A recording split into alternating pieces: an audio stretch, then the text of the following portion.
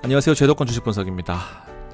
여러분들의 포트폴리오가 채권 혼합형 위주로만 되어 있다라고 한다면 제가 적은 비중으로도 큰 수익을 기대할 수 있는 ETF를 3가지 소개시켜 드리도록 하겠습니다. 시장이 고점에서 저항받는 약간의 공포스러운 모습을 보여주고 있습니다. 24년에는 기준금리 인하의 예고편이었고요. 24년 후반기로 갈수록 실제로 금리 인하를 3번 단행하면서 실제로 시장의 유동성을 풀었습니다. 그러면서 25년에는 이 풀린 유동성이 어떻게 시장의 경제지표나 기업의 실적들로 잘 나타나느냐가 아주 중요한 관건이 되고 있습니다. 자, 그 와중에 가장 중요한 역할을 하고 있는 것이 바로 브로드컴이라는 종목이고요. 여러분들이 채권 혼합과 어울리는 자산들을 찾으신다면 오늘 3가지 종목들이 괜찮을 것 같습니다. 지난 방송에서 에이스 미국 나스닥 100 채권 혼합 액티브 상품을 소개를 시켜드렸습니다. 자, 기본적으로 미국 주식을 하면 좋은 이유 중에 하나가 달러에 간접 투자를 하고 있는 형태가 됩니다. 실제로 달러를 환전하지 않고 나는 원화만으로 샀는데 투입되는 자산들이 다 미국 주식에 들어가 있다 보니까 실제로 달러에 투자하는 그런 형태가 됩니다. 아시겠지만 주식이 빠지면 환율이 오르고요. 환율이 빠지면 주식이 오릅니다. 그래서 일부 상쇄되는 효과로서 우리가 미국 주식을 투자할 때 큰 부침이 없는, 실제로 주식이 좀 빠져도 환율이 올라가 있어서 또 방어가 되는 형태가 또 있다라고 보시면 됩니다. 그래서 주식과 단기 채권의 조화는 실제로 이런 우상향을 기록할 때 아주 메리트가 있는 상품이 될 수 있겠다라는 겁니다. 자, 그렇지만 이때는 우리가 잘한 것도 있겠지만 실제로 달러 환율도 좀 오른 부분이 있었고요. 그리고 미국 주식 중에서도 엔비디아가 해줬던 거, 브로드컴이 해줬던 거, 두 좋은 시기가 있었던 것을 결코 잊어서는 안 될 것 같습니다. 이렇게 많이 오르지는 않고요. 보통 채권 혼합형이다라고 한다면은 7에서 한 15% 정도를 목표로 하시면은 뭐 무난하다라고 판단을 할 수 있을 것 같습니다. 2025년에 국내 시장과 해외 시장을 한눈에 정리를 해보면 국내 시장은 일단 대내외적 이슈 이외에도 기업의 영업이익 자체가요 10% 정도 감소할 것으로 전망이 되고 있습니다. 외국인 입장에서는 좋은 기업에 투자하고 싶을 거고 우리도 마찬가지입니다. 그래서 환율과 정치적인 리스크까지 있다 보니까 기업의 이익이 줄어드는 측면에서는 실제로 주당 순이익, 기업에서 실제로 가장 중요한 주가 영향을 미치는 주당 순이익이 늘어나기가 힘들다 보니까 좀 외면할 가능성이 크다라는 거고, 실제로 S&P에서 가장 웬만한 업종들이 다 성과가 좋다라고 판단하고 있는데 반도체가 가장 좋다라는 겁니다. 제약 바이오도 좋고요. 하드웨어 쪽이 실제로 25년에 영업이익이 얼마나 24년 대비 성장할 것인가에 대비해서는 반도체와 제약 바이오, 하드웨어가 역시나 25년에도 시장을 이끌 가능성이 크다라는 그런 통계가 있습니다. 오늘 소개시켜드릴 ETF 3가지는요. 일단 개별주를 과감하게 투자하자라는 것이 아니라 내 포트가 너무 안정적이고 실제로 비트코인도 많이 오르고 다른 것도 많이 오르는데 주식을 좀 투자를 해보고 싶다라고 하시는 분들은 이 3가지 ETF를 좀 집중해볼 필요가 있습니다. 비중을 늘린다는 것이 아니라 집중해서 포트폴리오에서 아주 압축돼서 종목들을 많이 투자하는 겁니다. 그래서 적은 비중으로도 웬만한 상품들의 수익률을 기대할 수 있는 상품인 거죠. 첫 번째는 타이거 미국 필라델피아 AI 반도체 나스닥입니다. 가장 힘주어서 말씀을 드리고 있습니다. 제가 딱 여기서 추천드렸거든요. 3일 동안 빠졌을 때. 실제로 안에 까보니까 이때 AI가 들어감으로 인해서 원래 기존에 있던 타이거 필라델피아 반도체 나스닥이 거의 바보가 됐어요. 그러면서 AI로 다 돌아가자 라면서 AI로 다 들어간 겁니다. 시가총액이 그 사이로 1,500억이나 늘었습니다. 지금 한 달도 안 됐거든요. 한 달 정도 됐나? 한 달 정도 됐네요. 10%나 올랐어요. 그래서 주변에 추천을 많이 드리고 있는데 실제로 왜냐 하면은 지금 가장 핫한 종목들이 다 들어가 있습니다. 실제로 지금 인텔이 조금 부진한 모습을 보이고 있어요. 근데 인텔 기존에 이제 레거시 전통적인 반도체 산업을 좀 뺐어요. TXM도 빼고요. 그러면서 전통 반도체를 지양을 하고 엔비디아와 TSMC AI 리더들을 넣고 이제 속스, 우리 기존의 속스 말고 A 속스라고 해서 이 타이거 ETF와 나스닥이 같이 만든 지수입니다. 타이거가 유일해요. 그러다 보니까 1,600원에 또 중간에 한번 말씀드렸었는데 지금 1,800원입니다. 왜냐면 제가 최근에 이 미국 지수들의 특징 그리고 종목들의 특징을 보니까 실제로 가는 종목들이 더 많이 가는 특징들이 있어요. 빠질 때 더 많이 빠지더라도 다시 그걸 딛고 올라섰을 때 더 많이 오른다라는 거죠. 그래서 이왕 하는 김에 비중을 늘리는 건 부담스러워요. 내 포트가 100인데 오른다라고 해서 이걸 50%씩 넣기에는 솔직히 좀 부담스럽습니다. 그렇게 공격적으로는 못하겠어요. 물론 자산 규모가 일정 수준 이하이다 라고 하시면은 좀 공격적으로 하실 필요가 있겠지만 억 단위가 넘어가는 자산에 이렇게 반도체를 공격적으로 투자하시기에는 그것도 커버드콜 없이 좀 무리가 있지 않겠나라는 생각입니다. 저는 못하겠어요. 아무튼 이제 포커싱된 나스닥에 더 공격적으로 더하는 거죠. 그래서 엔비디아와 TSMC 그리고 브로드컴이 최근에 가장 핫한 종목이거든요. 14%나 들어가 있습니다.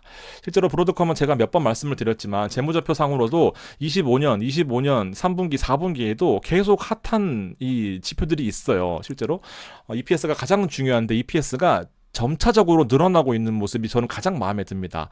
엔비디아와 많이 비교를 할 텐데 실제로 주당 순이익에서 엔비디아는 23년에 120%가 늘었습니다. 실제로 그 기대치를 충족하기에는 저는 뭔가 부담스럽다고 느껴져요. 그러면서 가파르게 영업이익의 증가에 대한 기대치가 하락하고 있는 것을 보여주고 있습니다. 그렇지만 이렇게 점차적으로 조용히 오르는 종목들은요, 실제로 아직도 갈 길이 멀다, 갈 길이 많이 남았다라는 그런 판단이 듭니다. 그래서 전반적인 재무제표 상의 수치들이 아주 기대치를 충족시켜주고 있는 방향으로 가고 있습니다.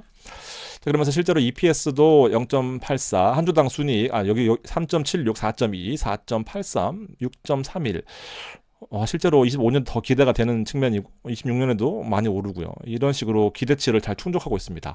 우리나라의 특징과 미국 주식의 특징들 한 가지만 비교해보면 우리나라 주식 어닝 실적 발표 때 기대치가 이만큼이에요. 실적이 잘 나오면은 잘 나왔다고 빠지고요. 못 나오면은 못 나왔다고 빠집니다. 미국은 달라요. 웬만해서는 실적이 잘 나오면은 어닝 서프라이즈가 나온다라고 한다면 대부분의 주식이 뻥튀기 됩니다. 그래서 그때부터는 또 다른 또 새로운 세계가 열리는 거죠. 근데 그런 종목들이 참 많아요. 재미있고요.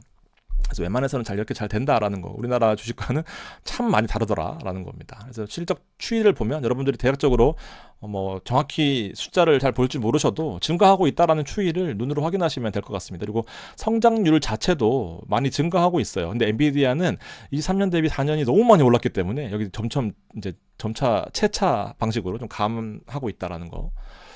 그래서 지금 제가 말씀드렸지만 엔비디아는 지금 약간은 좀 하향하고 있는 모습을 보여주고 있고, 이제 에이직 칩이라고 해서 오늘도 기사가 엄청 많이 나오더라고요. 미국의 엔비디아의 GPU를 꺾을 수 있는, 실제로 애플하고도 27년까지 계약을 해놨고 메타와 구글인가 알파벳인가랑도 협의 중이다라고 하고 있습니다. 그래서 블랙웰 차세대 엔비디아 칩이 그 아성이 생각보다 그렇게 오래 갈지 못할 수도 있겠다라는 그런 생각이 듭니다. 기사만 보고 있으면요. 물론 엔비디아의 아성을 위협하기에는 좀 더 많은 노력이 필요하겠지만 불 꺼져가는 AI 시대에 다시 또 재점화를 하고 있는 측면에서 브로드컴이 아주 큰 역할을 해주고 있다라는 겁니다. 그래서 매출 측면에서도 증가하고 있고, 실제로 주당 순이익이 가장 중요한데 주당 순이익에서 2.2, 2.8, 3.7, 4.2, 4.8, 6.31까지도 한 번 더 기대를 해볼 수 있는 증가율이 더 많죠. 그러니까 이런 부분에 있어서 한번 기대를 해보자라는 것이 지금 가장 큰 특징입니다. 그래서 필라델피아 AI 반도체 나스닥 한번 좀 지켜봐 주시면 좋겠고요.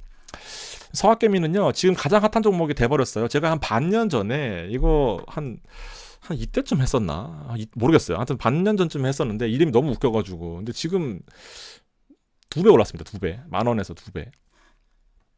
그리고 시총이요. 그 당시에 150억, 200억이었거든요. 지금 1,000억이 돼버렸습니다. 아주 핫한 종목이 돼버렸어요. 그래서 제가 픽한 종목들 아무도 안 볼 때였는데 지금도 서학개미 치면 제 거 나오더라고요. 옛날 건데.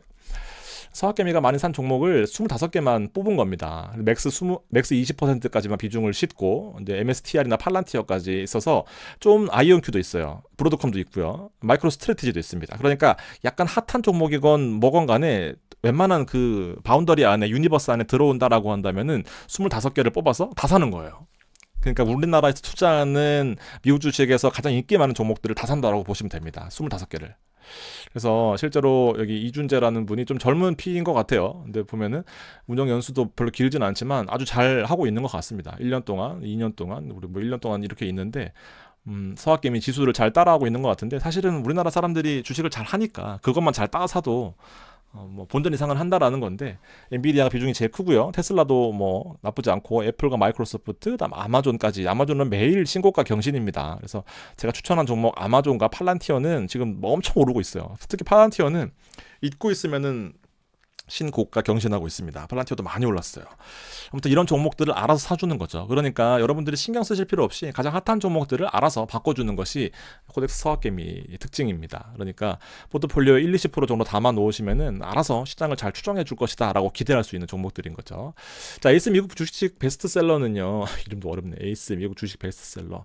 자, 코덱스 서학개미는 25개로 이루어지는데 얘는 10개로만 이루어집니다. 조금 아쉬운 부분도 있지만 조금 더 안정적인 부분도 있어요. 근데 수익률이 결코 뒤지지 않습니다.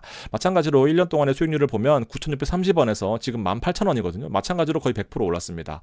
최근에 핫했었을 때는 이 MSTR이 미쳤을 때가 있었거든요. 근데 지금은 많이 빠졌어요. MSTR 저 올렸을 때 조심하라고 했는데 안티글이 한 100개 달렸거든요. 댓글 100개 정도? 근데 지금 빠지니까 또 들어갔는데 그런 종목들이 들어가 있기 때문에 MSTR 같은 게 올라갈 때는 또 한참 올라가는데 얘는 그런 게 없어요. 근데 얘는 이제 빠질 때는 또 덜 빠지는 측면이 있습니다. 조금 더 안정적인 측면을 원하신다라고 한다면 에이스 미국 주식 베스트셀러 좀 더 공격적인 거 화끈한 거 해보고 싶다 하시는 분들은 앞서 코덱스 서학개미가 메리트가 있을 것 같습니다. 시총은 400억을 목전에 두고 있는데 얘도 시총이 100억대였어요. 근데 지금 400억 가까이 올라왔습니다. 트렌드가요. 제가 일반적인 ETF를 잘 하지는 않잖아요. 뭐 경제적 해자 ETF도 그렇고 와이드모트 그다음에 뭐 이런 서학개미나 이런 것들도 실제로 보면 되게 애찌는 종목들이 많은데 그 하나 아쉬운 것들은 브로드컴이 없습니다. 그래서 조금 아쉽긴 해요. 그래서 브로드컴이 최근에 많이 올랐으니까 또 고점 논란이 있거나 뭐 이렇게 할 수도 있으니까 이제 그거 참고하셔가지고 나는 브로드컴이 꼭 있어야겠다 하시는 분들은 서학개미 아니면 AI 반도체 나스닥 필라델피아 아니면 브로드컴보다도 난 테슬라와 메타 ASMR 그다음에 엔비디아 애플 팔란티어 마이크로소프트 버크셔 해서웨이가 있어요. 구글과 인텔도 들어있습니다. 그래서 10개 정도로 나는 해보고 싶다 하시는 분들은 요 0.3% 수수료밖에 안 되니까 참고하셨으면 좋겠습니다. 딱 10개만 들어가요. 그러니까 조금 뭐 장점과 단점이 있는 상품들이라고 생각합니다. 근데 우리나라 사람들은 아무래도 좀 더 화끈한 거를 좋아하기 때문에 서학개미의 그 시가총액이 늘어나는 속도가 더 빠르다라고 느껴집니다. 그래서 비중도 한번 참고해 보시고요. 이렇게까지가 비중이 많죠. 그래서 여러분들이 아시는 종목들은 다 여기 다 들어가 있는데 ETF들이 다 그렇습니다. 여기가 좀 많아지거나 여기가 좀 많아지거나 뭐 이렇게 좀 많아지면은 뭐 빅3 뭐 이런 식이고 또 이렇게 해버리면 베스트셀러 이름이 조금 이제 다르면서 안에 종목들의 이제 비중의 차이인 건데 성과가 말을 해주고 있잖아요. 100%가 올랐습니다. 그렇게 참고하셔가지고 여러분들이 채권 혼합형 ETF만 가지고 계신다 혹은 안전한 것만 가지고 계신다 하시면은 이렇게 주식으로 적은 비중으로 큰 수익을 기대할 수 있는 ETF도 한번 고민해 보시면 좋겠습니다. 감사합니다.